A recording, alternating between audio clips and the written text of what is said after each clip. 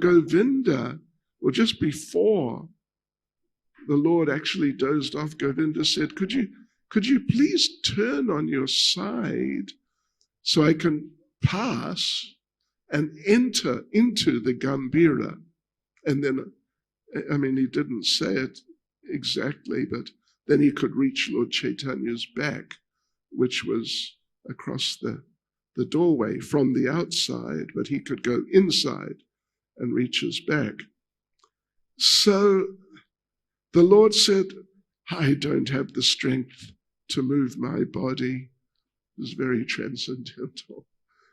The Supreme Personality of Godhead doesn't have the strength to roll over. Okay, yes, well, sure. So Govinda asked repeatedly, can you just please move a little, that sort of thing?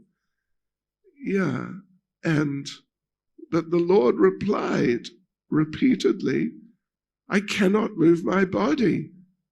And Govinda said, I want to massage your legs. And the Lord said, just do it or don't do it. Yeah, just, you make up your own mind. Depends on your mind. So then Lord Chaitanya dozed off, and he became unaware of what Govinda did right at the next moment, which was that Govinda took the Lord's, it says wrapper. Actually, we could look at the Bengali and see, but some like his top piece, something like that, and spread it over the Lord's body and then stepped over the Lord's body. In that way, he entered the room from the outside by crossing over the Lord. And then Govinda massaged the Lord's legs as always. And then he massaged the Lord's waist, the Lord's back very softly. And like this, he relieved the Lord of his fatigue. Yeah, massage when it's properly done, which is more easily said than done. But when it's properly done, it relieves fatigue. And I assume you're aware, Srila Prabhupada, particularly in his old age, like through his 70s, he would have massage twice a day. And sometimes he'd have the mail read to him, and sometimes he'd just accept the massage. And you might think, well, isn't this a little self-indulgent, just relaxing and having a massage? But Srila Prabhupada found it really helped him to be massaged. Physically, it helped him. And when his body was helped physically, he was able to function more ably and strongly and more actively and so on, like that. And that it extended his life. So Govinda, the next verse says that Govinda was stroking his body, and the Lord slept nicely for 45 minutes and then woke up. And then Lord Chaitanya looked around, and what did he see? Govinda sitting behind him. Yeah, obviously Govinda has crossed his body, but Lord Chaitanya was not aware when he actually crossed his body. So Lord Chaitanya, it actually says, he was somewhat angry. Why have you been sitting here for so long today? And why didn't you take your meal after I fell asleep? Which, as was mentioned, was the normal practice. So Govinda replied that you were lying down blocking the door, and so there was no way for me to go out. And Lord Chaitanya asked, well, how did you get in there? How did you get in there? Why didn't you go out to take your lunch in the same way you got in? And this is now where the subtle etiquette comes. And Lord Govinda said nothing. He didn't answer. But in his mind he thought, my duty is to serve, even if I have to commit offenses or go to hell. This is him thinking. I would not mind committing hundreds and thousands of offenses for the service of the Lord, but I greatly fear committing even a glimpse of an offense for my own self. Glimpse of an offense means just the tiniest little offense for me. So thinking like this, Govinda remained silent, and he just didn't answer at all. Yes, so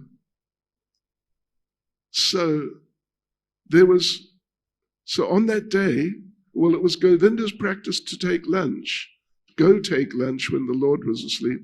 On that day, however, seeing the Lord's weariness, Govinda continued massaging his body. There was no way to go. How could he leave? When he thought of crossing over the Lord's body, he considered it a great offense. So then comes the verse we read, verse 100. These are some of the finer points of etiquette in devotional service. Only one who has received the mercy of Sri Chaitanya Mahaprabhu can understand these principles. You understand this, right? Right. Yes, you've received Lord Chaitanya's mercy. Just see. I think you can all understand. I mean, there are degrees of understanding, but I think you can understand to, enough of a degree to understand that, this is a point. It's a point to be learned and acknowledged and practiced by us. Yeah. And the fact that we get the idea, at least in a basic sense, we get the idea, means that we have received, you have received the mercy of Lord Chaitanya. Others who, we read the purport, others who think that the value of activities in devotional service is only in terms of certain ritualistic considerations, like, I'll give you an example of a ritualistic consideration. When you go to Govardhan Hill, or if you go on Ekadasi, or if you go just on any ordinary day, which is not Ekadasi or Purnima, if you go on an ordinary day, sometimes there's hardly anyone going around Govardhan Hill. Sometimes there's like 5 minutes in between one person and the next person. I timed it. Yeah. But on Ekadasi, it's not exactly like in the middle of the biggest shopping mall in Calcutta on Saturday.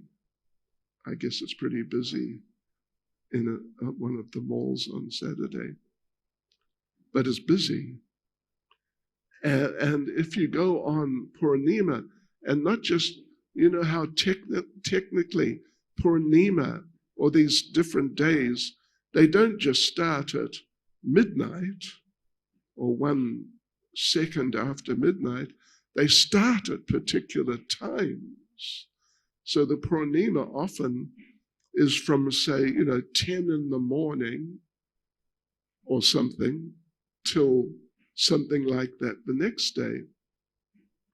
And so you find at Govardhan Hill, particularly on Purnima, it's busy.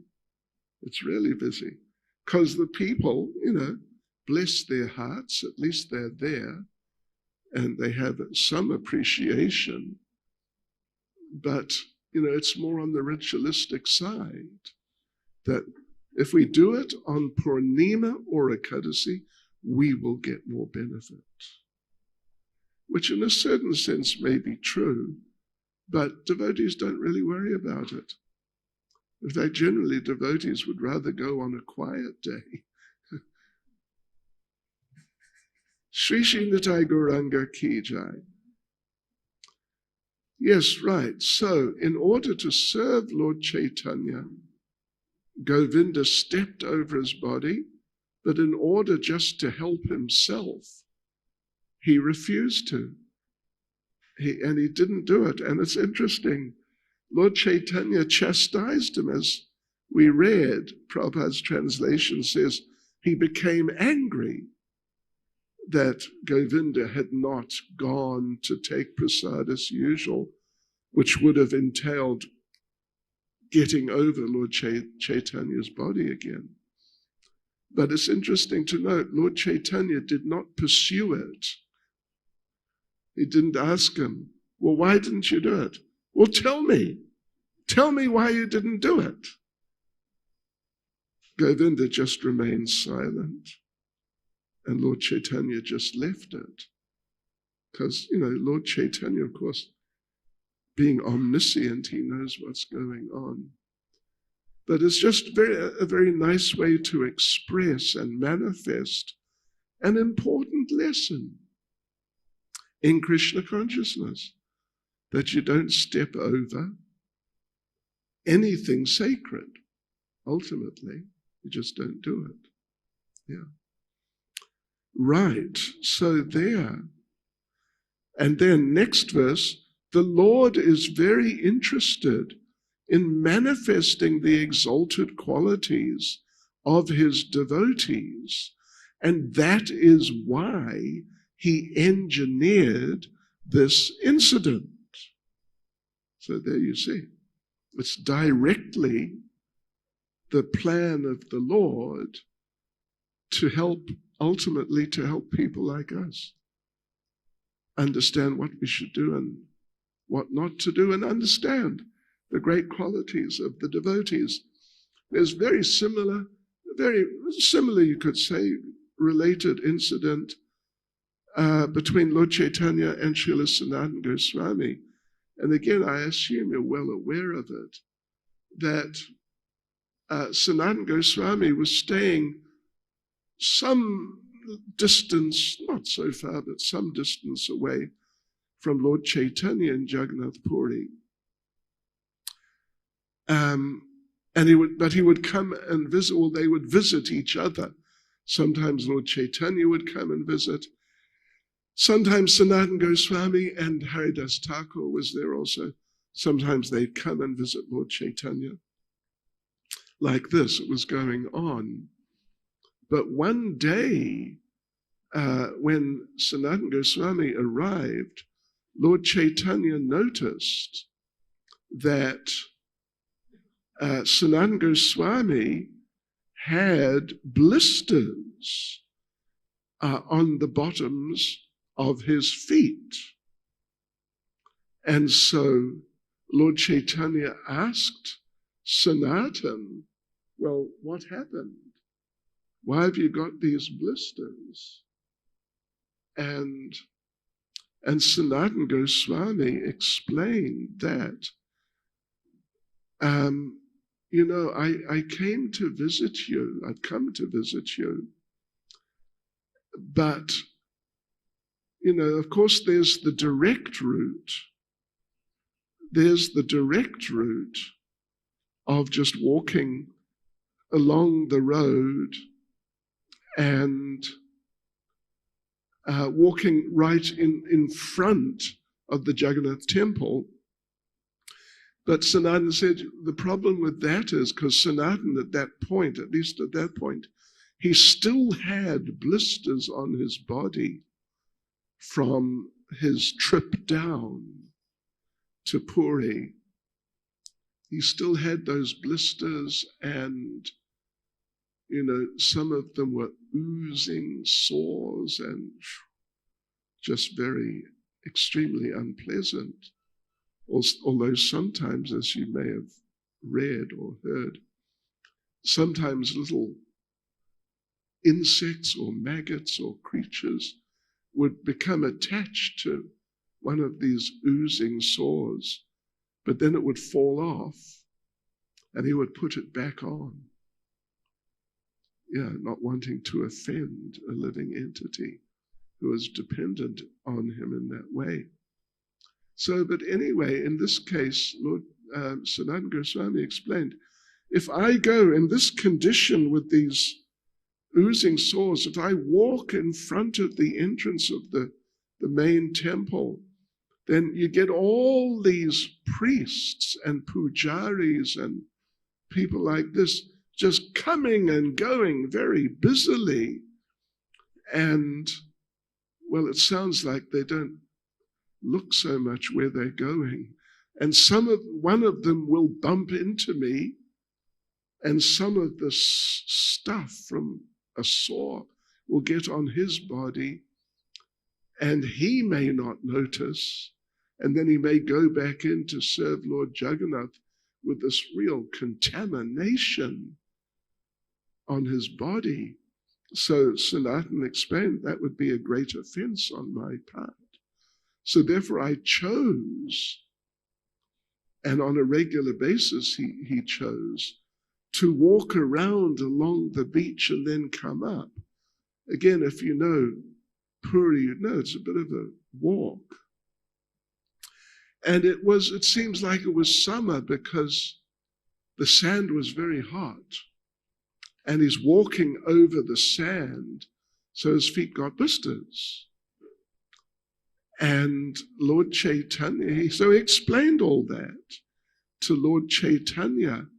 And Lord Chaitanya, when he heard this, he was greatly pleased. And Lord Chaitanya spoke as follows.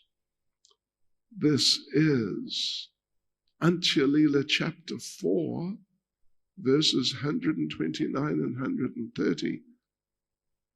Yadyapyo tumi hao jagata pavana Thomas Parshe Pavitrahaya Deva Muni Gana Tatapi Bhakta Swabhava Maryada Rakshana Maryada Palanahaya Sadhura Bhushana. You understand that? You understood that? Oh, good. Okay. My dear Sanatan, this is Lord Chaitanya, my dear Sanatan, although you are the deliverer of the entire universe, and although even the demigods and great saints are purified by touching you, it is the characteristic of a devotee to observe and protect the Vaishnava etiquette. Maintenance of the Vaishnava etiquette is the ornament of a devotee, sadhura bhushana, the ornament of a sadhu, of a devotee. Yeah. Maryada rakshana, to protect or observe the Maryada, the etiquette, and to maintain it. So Lord Chaitanya really appreciated that. And he continues, next verse, 131. If one transgresses the laws of etiquette, people make fun of him, and thus he is vanquished in both this world and the next. I mean, that's a very interesting statement, isn't it? If you transgress the rules of etiquette, then people will make fun of you. That's one thing. But by breaking the rules of etiquette, you lose your position. And you're vanquished in both this world and the next. By observing the etiquette, you have satisfied my mind. Who else but you could show this example? So, Sanatana Goswami, he did that, accepted that, like not just discomfort, but pain of having his feet burnt so badly that they started blistering. He did that to avoid committing offense, to avoid committing the offense of contaminating the pujaris physically. But you know what happens next? Do you know? You probably do, actually. After saying this, Sri Chaitanya Mahaprabhu embraced Sanatana Goswami, and the moisture oozing from the itching sores on Sanatana's body smeared the body of the Lord. So the Lord is demonstrating, he already said that your body is such that the great munis and demigods, they consider themselves extremely fortunate if they get the touch of your body. You're thinking about it in another way. But to demonstrate the point, Lord Chaitanya then embraced Sanatana Goswami. And of course, Sanatana Goswami got disturbed. The next verse says, Sanatana became greatly distressed. He really became disturbed.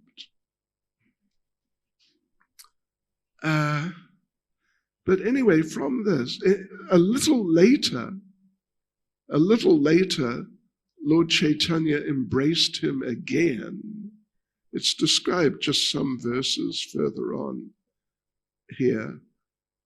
And when he embraced him that time, those sores on the body of Sanatana Goswami just disappeared on the spot. The Lord embraced him, and when he let go, there were no more sores. This is the special mercy of the Supreme Personality of Godhead. Although Sanatana Goswami repeatedly forbade Sri Chaitanya Mahaprabhu to embrace him, the Lord still did so. Anyway, this is further on this point of etiquette, and it's a very important point, actually. I mean, a very important pastime regarding etiquette. People like in England, I don't know if any of you have had the misfortune of going to England, unless, of course, you're going to stay in a temple there, which they're very nice, actually. But otherwise, England, anyway, say no more.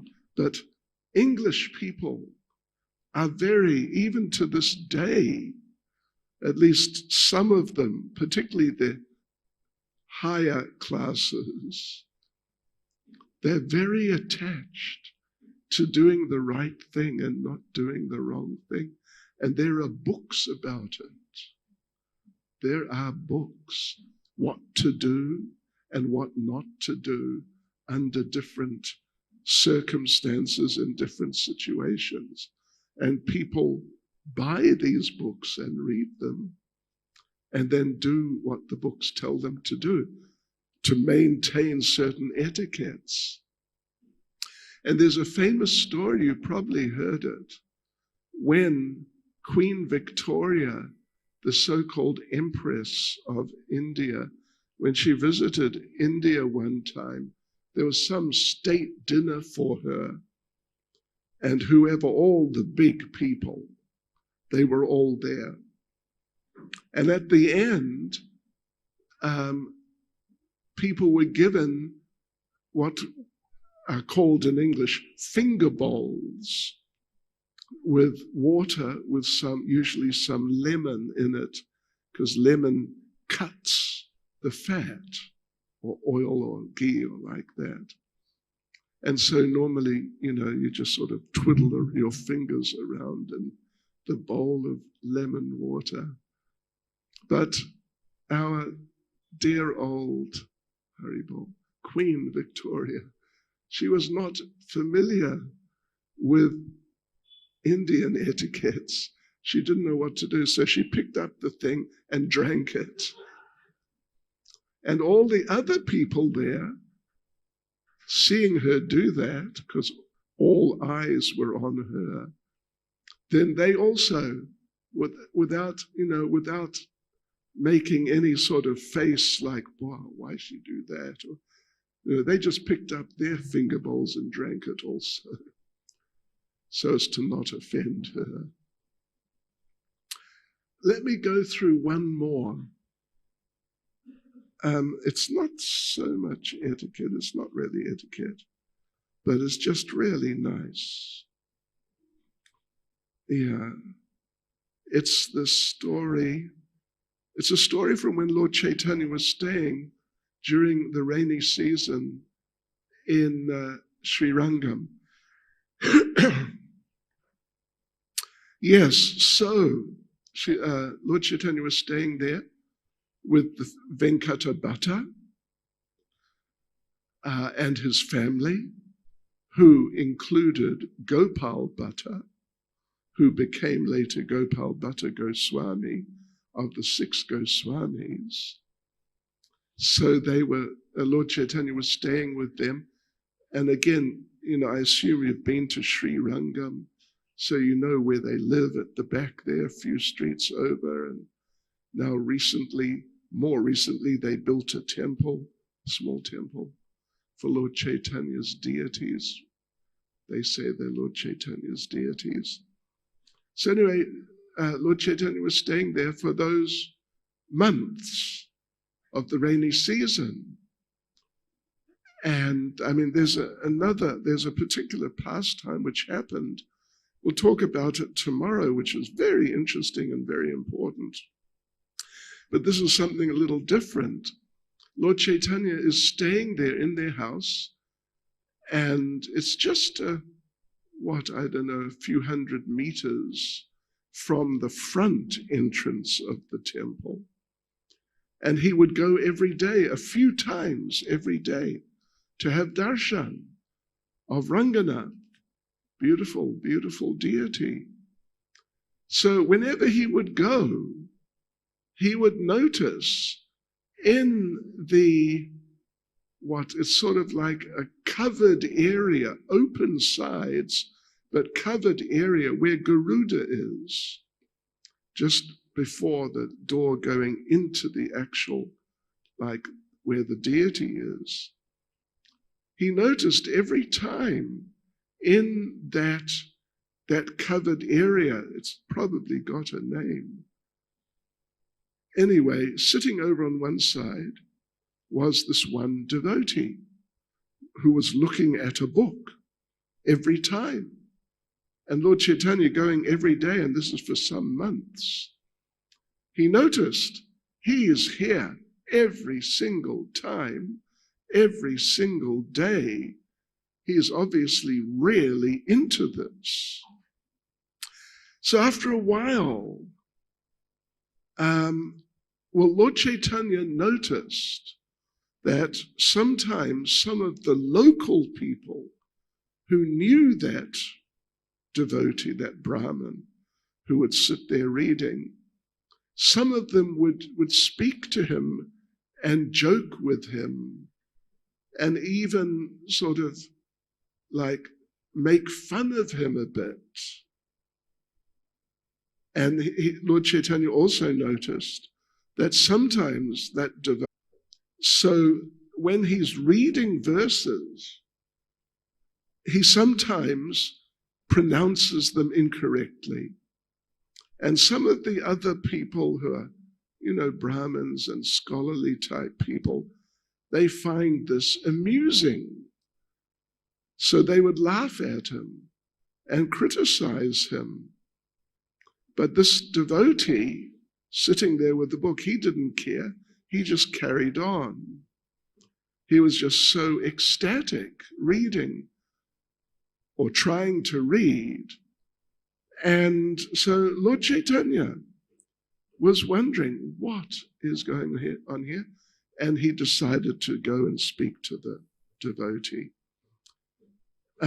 Because he saw that this devotee, while reading, sometimes was manifesting transcendental bodily symptoms, transformations. Sometimes the hairs on his body would stand on end. Tears would come up in his eyes. Sometimes his body would tremble. Sometimes his body would just spontaneously perspire as he was reading. So Lord Chaitanya thought he must be a wonderful devotee. But now there's these exchanges he has with these other people. So he went to speak to him. So Lord Chaitanya asked him, so, my dear sir, why are you in such transcendental ecstasy? What is it? Which part of the Bhagavad Gita? Lord Chaitanya could see that he was reading Bhagavad Gita. What part of the Bhagavad Gita is it which just stimulates you so much with transcendental pleasure? And the Brahmin said, the thing is, at least what he said is, I am illiterate. And like we said, he was not just totally illiterate, like look at a page and he just wouldn't know what was there at all. But partially he was illiterate, at least he said. Therefore, I don't know the meaning of the words. Sometimes I read a verse properly, and sometimes I read another verse improperly. But anyway, I've been ordered by my spiritual master to do this, to read Bhagavad Gita every day, and so I just don't let anything distract me from my attempts to read the Bhagavad Gita. But the thing is that now he addresses this point Lord Chaitanya has raised, which was specifically, what is it in Bhagavad Gita which stimulates you so strongly with great ecstasy? And the devotee replied that, when I look at Bhagavad Gita, actually I only see Lord Krishna sitting on the chariot as Arjuna's chariot driver. That's what I see. And when I see him take the reins of the chariot in his hands, he seems extremely beautiful in his blackish blue color. And so when I see Lord Krishna sitting in the chariot and instructing Arjuna, I just become overwhelmed. And I cannot stop myself. I just cannot help myself. Yes. And even these people come and criticize me and make jokes, but it doesn't stop me. It doesn't distract me. I'm focused completely. So then Lord Chaitanya told him, you may not be able to read the Bhagavad Gita nicely, properly, but you have understood Bhagavad Gita. And then Lord Chaitanya said, actually, you are the authority on Bhagavad Gita. Yes. Whatever you know constitutes the real purport of the Bhagavad Gita. So then Lord Chaitanya embraced him. That Brahmin devotee caught the Lord's lotus feet. He began crying. And the devotee said, upon seeing you, my happiness is doubled. I take it that you are the same Lord Krishna. So somehow or other he got that realization. Yes. Yes, so the mind of the Brahmin was purified by the revelation of Lord Krishna, and therefore he could understand the truth of Sri Chaitanya Mahaprabhu in all details. So then Lord Chaitanya instructed him in Bhagavad Gita, in Krishna consciousness in general. It says he taught him very thoroughly and asked him, please don't tell anyone that I am Lord Krishna. Yeah. So like this, that Brahmin devotee became driving the chariot for Lord Krishna. I mean, that would be much more appropriate. But because of the transcendental exchange and what was going on, Arjuna accepted having the Lord as his driver. And Arjuna would tell Krishna, go this way, go that way, speed up, slow down, and, sort of order him around, so to speak. Yeah, this is the mercy of the Supreme Personality of Godhead. And we should understand that. And there's so many examples of different devotees, great devotees, who were in such positions like Arjuna. Like Mother Yashoda would order Krishna around. She tied him up and she would tell him, don't do that, you don't be naughty, you be a good boy. Just like a mother orders her little child around. And Prabhupada said, when Krishna was very small, when he was good, he was good. And when he was bad, he was good. This is Krishna. And this is the relationship between Krishna and his devotees. And, people on our levels, that's another thing. I mean, at least in many important respects, it's another thing. But having said that, Krishna intervenes in the life of his devotee. And I would assume maybe all of you have had some experience like that something, suddenly something happened which changed things in a very special way. And you understood, hey, that was Krishna.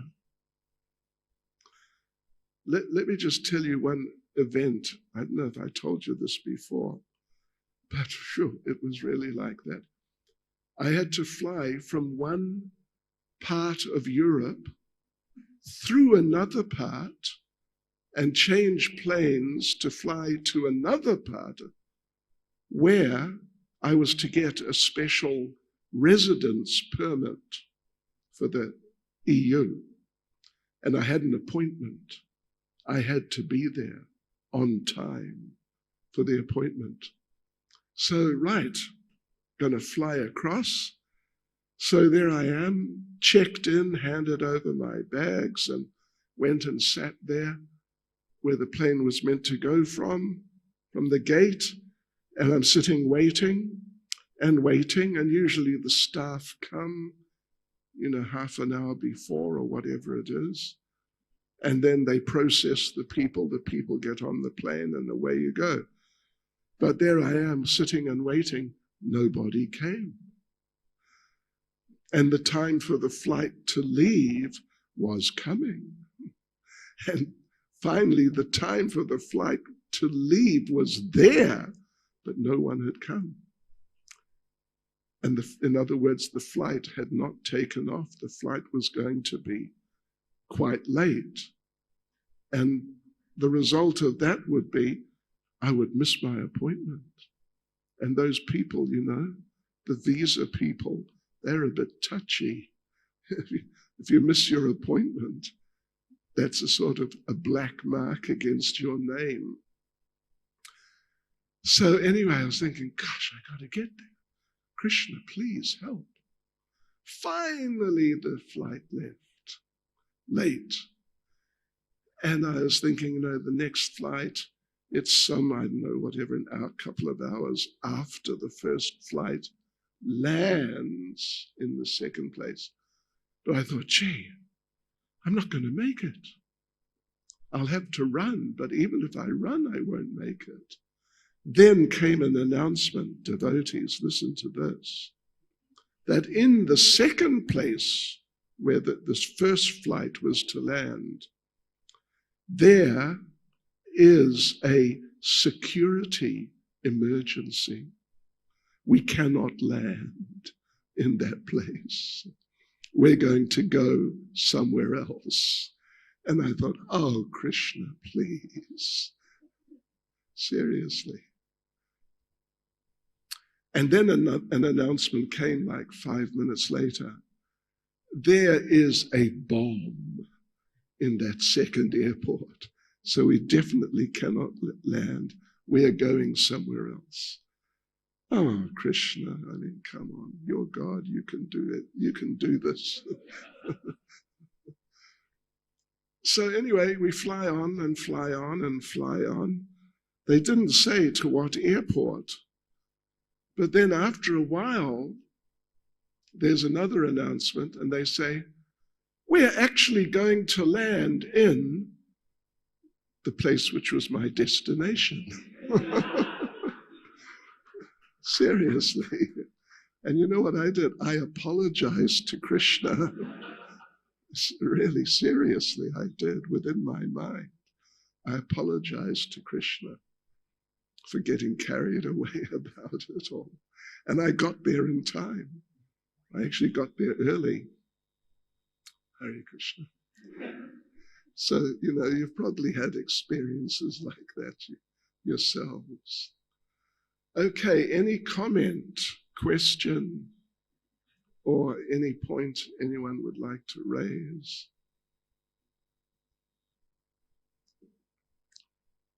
Hare Krishna. Srila Prabhupada K. Okay, that's all. Ho Gaya.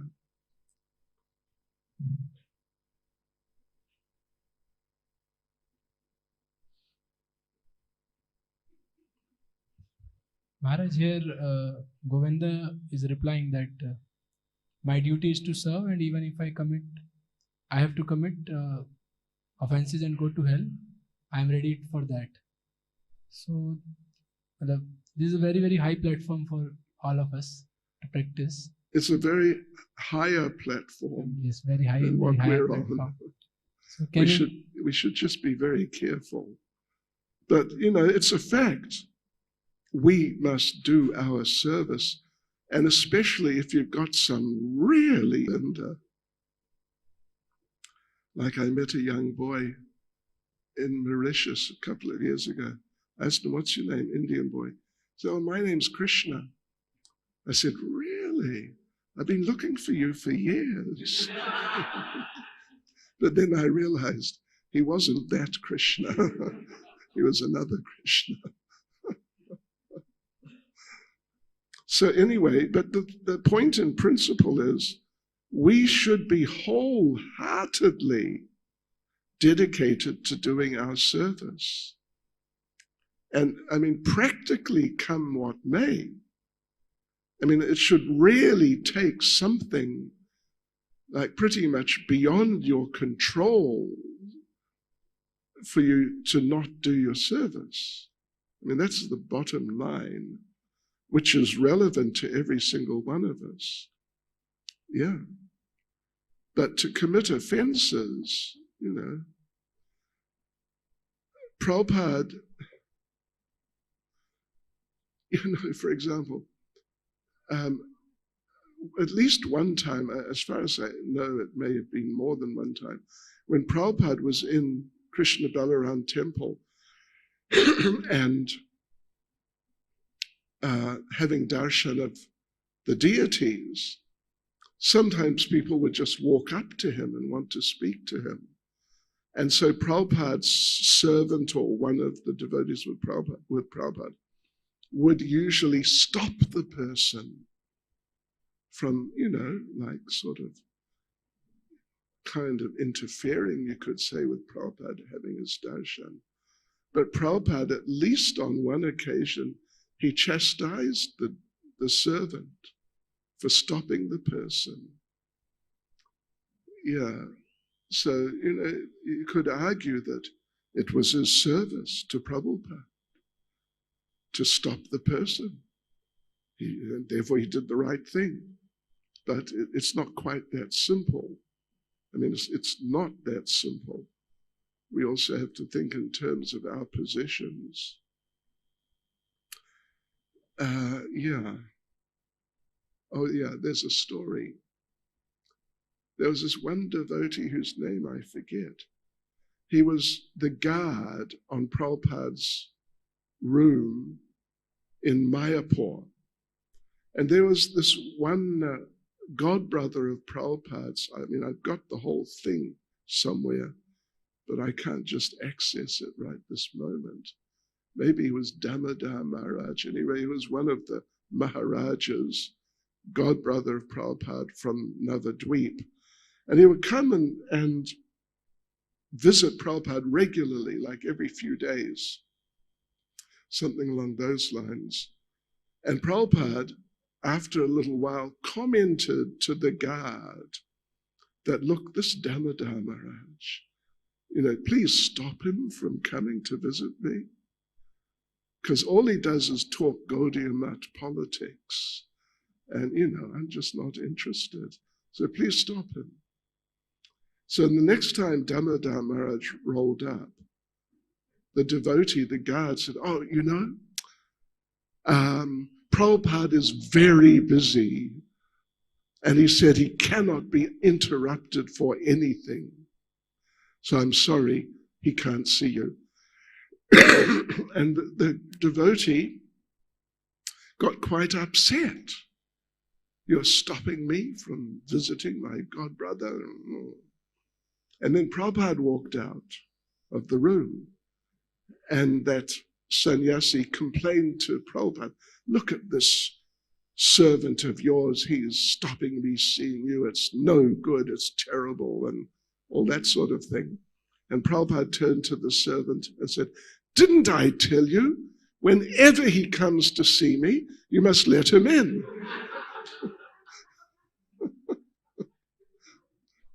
Transcendental politics. Hare Krishna. Srila Prabhupada ki jai.